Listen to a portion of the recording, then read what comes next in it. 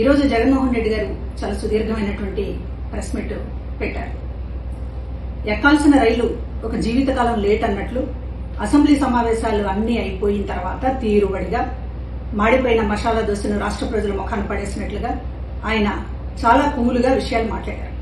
ఈ విషయాల్ని అసెంబ్లీలో ఎందుకు మాట్లాడలేదు అనేటటువంటి మొట్టమొదటిగా కనీసం సమాధానం కూడా చెప్పకుండా జగన్మోహన్ రెడ్డి గారు దాటేశారు. 100 కోట్ల రూపాయలు ఖర్చు పెట్టి ప్రతిరోజు అసెంబ్లీ సమావేశాలను 16 రోజుల పాటు నిర్వహిస్తే ఒకరోజు కూడా ఆయనతో పాటు ఆయన ఎమ్మెల్యేలు కూడా అసెంబ్లీకి రాకుండా రాష్ట్ర ప్రజల సమస్యల మీద మాట్లాడకుండా తీరుబడిగా 20 రోజుల తర్వాత విలేకరుల సమావేశం అంటూ పెట్టి ఆయన మాట్లాడినటువంటి మాటలు అసందర్భం, అసత్యాలు. అసందర్భంగా ఈ రోజున ఆయన మాట్లాడినటువంటి తీరు చాలా ఆశ్చర్యం కలిగించింది. ఒకటి, ఆయన ఆర్థిక విధ్వంసం గురించి ఏదో మాట్లాడారు. అప్పులు చేస్తున్నారు రాష్ట్ర ప్రభుత్వం అనేటటువంటి దీంతో మాట్లాడుతూ కాగ్ రిపోర్టుని కోట్ చేశారు. అయ్యో జగన్మోహన్ రెడ్డి గారు, కాగ్ రిపోర్టుని మీరు కోట్ చేయాలి అనుకుంటే గతంలో మీ హయాంలో కాగ్ రిపోర్టు ఏం చెప్పింది అనేటటువంటిది కోట్ చేసి ఉంటే బాగుండేది కదా. కాగ్ రిపోర్టు మా ప్రభుత్వానికి చాలా కితాబిచ్చింది అని మీరు ఏదైనా చూపించదలుచుకుంటే ఆ స్లైడ్ ఎందుకు వేయలేకపోయారు? కాగ్ రిపోర్ట్ ని ఆధారం చేసుకుని మాట్లాడాలి అని అంటే మన ప్రభుత్వానికి కాగ్ రిపోర్ట్ ఏమన్నా కితాబులు ఇచ్చి ఉంటే అది రిఫర్ చేయాలి. కానీ మీకు మీ హయాంలోనూ మీ అప్పులకు సంబంధించి మీ ఆర్థిక విధ్వంసాన్ని గురించి కాగ్ చెప్పింది కదా, దాన్ని ఎందుకు సైలెంట్ మోడ్ లో పెట్టారు? ఇంకొకటి, ఈ ఆర్థిక విషయాలు మాట్లాడుతూ కేంద్రానికి మేము లేఖ రాస్తాం, కేంద్ర ఆర్థిక శాఖకి చేసిన అప్పుల మీద అని మాట్లాడుతున్నారు. అంటే రాష్ట్రానికి అప్పు పుట్టకుండా చేయడానికి మీరు దేశవ్యాప్తంగా అంతర్జాతీయంగా లేఖలు రాస్తున్నారు. రాష్ట్రానికి అప్పు పుట్టకూడదు అనేది మీ కంకణం కట్టుకుని మీ ప్రయత్నం మీరు చేస్తున్నారు. లేఖలు రాయాలి అనుకుంటే చాలా సమస్యలు ఉన్నాయి. రైతులు గిట్టుబాటు ధరలు మీరే చెప్పారు, గిట్టుబాటు ధర లేదని.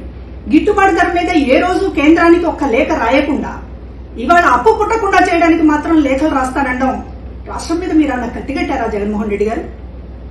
ఇంకొకటి, మహిళల వేధింపులపైన చంద్రబాబు గారి చర్యలు తీసుకోవడం లేదు అని మాట్లాడారు. అసలు ఈ మాట మాట్లాడే అర్హత జగన్మోహన్ రెడ్డి గారికి ఉందా? ఒక ఎంపీ న్యూడ్ కాల్స్ తో దేశమంతా రాష్ట్రం పరువు తీసినప్పుడు ఆ ఎంపీ మీద మీరేం చర్యలు తీసుకున్నారు జగన్మోహన్ రెడ్డి గారు? మీ మంత్రులు గంట అరగంట అని చెప్పేటటువంటి ఒక అశ్లీలమైనటువంటి మాటలు మాట్లాడుతున్నప్పుడు మీరేం చర్యలు తీసుకున్నారు? స్వయంగా మీ చెల్లి షర్మిల మీద ఆ వర్ర రవీందర్ రెడ్డి అనేటటువంటి వాడు చాలా జుగుప్సాకరంగా పోస్టులు పెట్టినప్పుడు మీరేం చర్యలు తీసుకున్నారు? పైగా అతను వెనకేసుకొచ్చారే. మరి అట్లాంటి వాళ్ళకి నైతిక అర్హత ఉంటుందా? మరొకళ్ళు చేయలేదు, మరొకళ్ళు చర్యలు తీసుకోవడం లేదు అని మాట్లాడేటటువంటి అర్హత ఉంటుందా జగన్ గారు? ఇంకా ఏం మాట్లాడారు? తండ్రిని లోకేష్ జాకీలెత్తి లేపుతున్నాడు అని చెప్పి మాట్లాడుతున్నారు. తండ్రులుండి ఎవరైనా కొడుకులు జాకీలు ఎత్తుతారు. గొప్పతనం ఉన్నప్పుడు మరింతగా ఎత్తుతారు. మీలాగా రాజశేఖర రెడ్డి గారి పథకాలకు పేరు తీసేయడం, రాజశేఖర రెడ్డి గారిని డౌన్ చేసి మీలాగా పైకి వెళ్లాలనుకోవడం అందరు కొడుకులు చేయలేరు కదా. కాబట్టి లోకేష్ గారు తండ్రిని ఎత్తుతారు ఖచ్చితంగా. ఇంకా విషయం, కల్తీ నెయ్యి పరకామణి చోరీ గురించి అంత సుదీర్ఘంగా మాట్లాడుతుంటే రాష్ట్ర ప్రజలకు అనుమానం వస్తుంది. ఎందుకంటే ఇప్పటిదాకా మీ ప్రమేయం ఉందని ఎవరు అనుకోవట్లేదు. సరే, ఏదో జరుగుంటుంది అనేటటువంటి ఉద్దేశంతో ఉన్నప్పటికీ కూడా మీరు పదే పదే అసలు ప్రెస్ మీట్ పెడుతున్నదే దానికోసం అన్నట్లుగా. కల్తీ నెయ్యికి సంబంధించి, పరకామణికి సంబంధించి చంద్రబాబు గారికి, లోకేష్ గారికి కాస్త బురద పూద్దామని చేస్తున్నటువంటి ఒక విస్తృతమైనటువంటి ప్రయత్నం చూస్తుంటే దొంగే దొంగ అని అరిచినట్లుందే. ఏదో జగన్మోహన్ రెడ్డి గారికి సంబంధం ఉందేమో, పదే పదే ఆ విషయాన్ని మాట్లాడుతున్నారు అనేటటువంటి అనుమానం రాష్ట్ర ప్రజలకు వస్తుంది. ఇవాళ మీరు పరకామణి చోరీ గురించి మాట్లాడుతున్నటువంటి తీరు గతంలోనేమో అదేదో చిన్న తప్పన్నారు, ఇవాళేమో ఎందుకు బెయిల్ ఇప్పించారని అంటున్నారు. గతంలో పరకామణి చోరీ కేసు చిన్నదైందా? భక్తులకి న్యాయం చేయటము, దేవుడికి న్యాయం చేయడము అంటే సొమ్ము అప్పు చెప్పడమేనా? శిక్షించవద్దా? నేరస్తుల్ని శిక్షించవద్దా?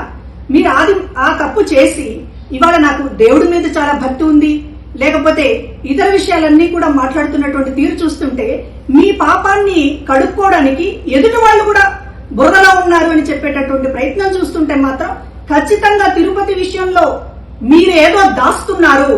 జగన్మోహన్ రెడ్డి గారికి స్వయంగా ప్రమేయం ఉన్నటువంటి విషయాల్ని దాయటానికే పదే పదే ప్రెస్ మీట్ వంకతోటి కల్తీ నెయ్యి గురించి, పరకామణి గురించి మాట్లాడుతున్నారు. రాష్ట్ర సమస్యల మీద కంటే కూడా ఆ విషయాలనే ప్రస్తావిస్తున్నారు అనేటటువంటిది అర్థమవుతోంది. ఇక నిరుద్యోగ భృతి, ఆడబిడ్డ నిధి, హామీలు, వీటన్నిటిని నిలదీస్తున్నాం అంటున్నారు. ఎక్కడ నిలదీశారు మీరు? ఏ ఎమ్మెల్యే మాట్లాడాడు అసెంబ్లీలో? చెప్పండి. నిలదీశామంటే ఏంటి? విలేకరుల సమావేశంలో కదలకుండా కుర్చీలో కూర్చుని మాట్లాడడమా? మీకు అధికారం ఇచ్చింది ఎందుకు? అసెంబ్లీలో ఎందుకు నిలదీయలేకపోతున్నారు? మీ కాళ్ళు చేతులు పడిపోయినాయా? ఎందుకు మాట్లాడడం లేదు? మాట్లాడితే ఇంకొక మాట అన్నారు, ఎమ్మెల్యేలు ఆటలాడుతున్నారు అని. అయ్యా, ఎమ్మెల్యేలు ఆటలు మాత్రమే ఆడారు. మేమందరం ఐక్యంగా ఉన్నామని రాష్ట్రానికి భరోసాని ఇవ్వడానికి ఆటలు మాత్రమే ఆడారు. మీలాగా రాష్ట్రంతో ఆడుకోలేదు. 3 రాజధానులు అనేటటువంటి పేరుతో రాష్ట్రంతో ఆడుకోలేదు. కాబట్టి ఇవాళ ఎమ్మెల్యేల ఆటల మీద లేకపోతే మరొక దాని మీద కామెంట్ చేసే ముందు మీరు చేసింది ఏంటి? అసలు మా హయాం అని పదే పదే డబ్బా బాదుకుంటున్నారే. మీ హయాం అంత గొప్పగా ఉంటే ఎందుకు మిమ్మల్ని ఓడించారు? ఎందుకు మిమ్మల్ని 11 సీట్లకు పరిమితం చేశారు? ప్రజల గొంతును మీరు వింటున్నారా? ఎప్పుడైనా వింటున్నారా? చుట్టూ మంది మార్బల్లాన్ని వేసుకుని సీఎం జగన్ అని అరిపించుకోవడం తప్ప ఒక ప్రజల దగ్గరికి వెళ్లి, ఒక ప్రజల గుంపు దగ్గరికి వెళ్లి ఎందుకు మీరు నాకు ఓట్లు వేయలేదని మీరు ఒక్కరోజైనా అడిగారా? 2 ఏళ్లలో కనీసం మీ నాయకులను అడిగారా? కనీసం మీ కార్యకర్తలను అడిగారా? అదంతా పోయి మా హయాం ఏదో స్వర్ణయుగం. ఏం స్వర్ణయుగం అండి మీ హయాము? మీ హయాం స్వర్ణయుగం కాదు, ఒక రాక్షస యుగం అనే కదా ప్రజలు తీర్పిచ్చింది. దాన్ని మీరు చెవికెక్కించుకోకుండా పదే పదే విలేకరుల సమావేశంతో మళ్లీ ఎందుకు మాకు రీల్ చూపిస్తున్నారు? మీ రాక్షస కాండని మళ్లీ రీల్ చేసి చూపిస్తున్నారు తప్ప మీ హయాం గురించి కనీసం మీరు ఇప్పటికైనా సరే వాస్తవాలు తెలుసుకోండి, సరిదిద్దుకోండి. ఇది నా విన్నపం. నమస్కారం. ఈరోజు జగన్మోహన్ రెడ్డి గారు చాలా సుదీర్ఘమైనటువంటి ప్రెస్ మీట్ పెట్టారు. ఎక్కాల్సిన రైలు ఒక జీవితకాలం లేట్ అన్నట్లు అసెంబ్లీ సమావేశాలు అన్ని అయిపోయిన తర్వాత తీరుబడిగా మాడిపోయిన మసాలా దోశను రాష్ట్ర ప్రజల ముఖాన్ని పడేసినట్లుగా ఆయన చాలా కూలుగా విషయాలు మాట్లాడారు. ఈ విషయాల్ని అసెంబ్లీలో ఎందుకు మాట్లాడలేదు అనేటటువంటి మొట్టమొదటిగా కనీసం సమాధానం కూడా చెప్పకుండా జగన్మోహన్ రెడ్డి గారు దాటేశారు. 100 కోట్ల రూపాయలు ఖర్చు పెట్టి ప్రతిరోజు అసెంబ్లీ సమావేశాలను 16 రోజుల పాటు నిర్వహిస్తే ఒక్కరోజు కూడా ఆయనతో పాటు ఆయన ఎమ్మెల్యేలు కూడా అసెంబ్లీకి రాకుండా, రాష్ట్ర ప్రజల సమస్యల మీద మాట్లాడకుండా తీరుబడిగా 20 రోజుల తర్వాత విలేకరుల సమావేశం అంటూ పెట్టి ఆయన మాట్లాడినటువంటి మాటలు అసందర్భం, అసత్యాలు. అసందర్భంగా ఈ రోజున ఆయన మాట్లాడినటువంటి తీరు చాలా ఆశ్చర్యం కలిగించింది. ఒకటి, ఆయన ఆర్థిక విధ్వంసం గురించి ఏదో మాట్లాడారు. అప్పులు చేస్తున్నారు రాష్ట్ర ప్రభుత్వం అనేటటువంటి దీంతో మాట్లాడుతూ కాగ్ రిపోర్టుని కోట్ చేశారు. అయ్యా జగన్మోహన్ రెడ్డి గారు, కాగ్ రిపోర్టుని మీరు కోట్ చేయాలి అనుకుంటే గతంలో మీ హయాంలో కాగ్ రిపోర్టు ఏం చెప్పింది అనేటటువంటిది కోట్ చేసి ఉంటే బాగుండేది కదా. కాగ్ రిపోర్టు మా ప్రభుత్వానికి చాలా కితాబిచ్చింది అని మీరు ఏదైనా చూపించదలుచుకుంటే ఆ స్లైడ్ ఎందుకు వేయలేకపోయారు? కాగ్ రిపోర్ట్ ని ఆధారం చేసుకుని మాట్లాడాలి అని అంటే మన ప్రభుత్వానికి కాగ్ రిపోర్ట్ ఏమన్నా కితాబులు ఇచ్చి ఉంటే అది రిఫర్ చేయాలి. కానీ మీకు మీ హయాంలోనూ మీ అప్పులకు సంబంధించి, మీ ఆర్థిక విధ్వంసాన్ని గురించి కాగ్ చెప్పింది కదా, దాన్ని ఎందుకు సైలెంట్ మోడ్ లో పెట్టారు? ఇంకొకటి, ఈ ఆర్థిక విషయాలు మాట్లాడుతూ కేంద్రానికి మేము లేఖ రాస్తాం, కేంద్ర ఆర్థిక శాఖకి చేసిన అప్పుల మీద అని మాట్లాడుతున్నారు. అంటే రాష్ట్రానికి అప్పు పుట్టకుండా చేయడానికి మీరు దేశవ్యాప్తంగా, అంతర్జాతీయంగా లేఖలు రాస్తున్నారు. రాష్ట్రానికి అప్పు పుట్టకూడదు అనేది మీ కంకణం కట్టుకుని మీ ప్రయత్నం మీరు చేస్తున్నారు. లేఖలు రాయాలి అనుకుంటే చాలా సమస్యలు ఉన్నాయి. రైతులు గిట్టుబాటు ధరలు మీరే చెప్పారు, గిట్టుబాటు ధర లేదని.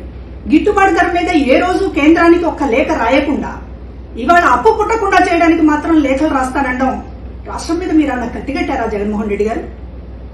ఇంకొకటి, మహిళల వేధింపుల పైన చంద్రబాబు గారి చర్యలు తీసుకోవడం లేదు అని మాట్లాడారు. అసలు ఈ మాట మాట్లాడే అర్హత జగన్మోహన్ రెడ్డి గారికి ఉందా? ఒక ఎంపీ న్యూడ్ కాల్స్ తో దేశమంతా రాష్ట్రం పరువు తీసినప్పుడు ఆ ఎంపీ మీద మీరేం చర్యలు తీసుకున్నారు జగన్మోహన్ రెడ్డి గారు? మీ మంత్రులు గంట అరగంట అని చెప్పేటటువంటి ఒక అశ్లీలమైనటువంటి మాటలు మాట్లాడుతున్నప్పుడు మీరేం చర్యలు తీసుకున్నారు? స్వయంగా మీ చెల్లి షర్మిల మీద ఆ వర్రా రవీందర్ రెడ్డి అనేటటువంటి వాడు చాలా జుగుప్సాకరంగా పోస్టులు పెట్టినప్పుడు మీరేం చర్యలు తీసుకున్నారు? పైగా అతను వెనకేసుకొచ్చారే. మరి అట్లాంటి వాళ్ళకి నైతిక అర్హత ఉంటుందా? మరొకళ్ళు చేయలేదు, మరొకళ్ళు చర్యలు తీసుకోవడం లేదు అని మాట్లాడేటటువంటి అర్హత ఉంటుందా జగన్ గారు? ఇంకా ఏం మాట్లాడారు? తండ్రిని లోకేష్ జాకీలెత్తి లేపుతున్నాడు అని చెప్పి మాట్లాడుతున్నారు. తండ్రులుండి ఎవరైనా కొడుకులు జాకీలు ఎత్తుతారు. గొప్పతనం ఉన్నప్పుడు మరింతగా ఎత్తుతారు. మీలాగా రాజశేఖర రెడ్డి గారి పథకాలకు పేరు తీసేయడం, రాజశేఖర రెడ్డి గారిని డౌన్ చేసి మీలాగా పైకి వెళ్లాలనుకోవడం అందరు కొడుకులు చేయలేరు కదా. కాబట్టి లోకేష్ గారు తండ్రిని ఎత్తుతారు ఖచ్చితంగా. ఇంకా విషయం, కల్తీ నెయ్యి పరకామణి చోరీ గురించి అంత సుదీర్ఘంగా మాట్లాడుతుంటే రాష్ట్ర ప్రజలకు అనుమానం వస్తుంది. ఎందుకంటే ఇప్పటిదాకా మీ ప్రమేయం ఉందని ఎవరు అనుకోవట్లేదు. సరే, ఏదో జరుగుంటుంది అనేటటువంటి ఉద్దేశంతో ఉన్నప్పటికీ కూడా మీరు పదే పదే అసలు ప్రెస్ మీట్ పెడుతున్నదే దానికోసం అన్నట్లుగా.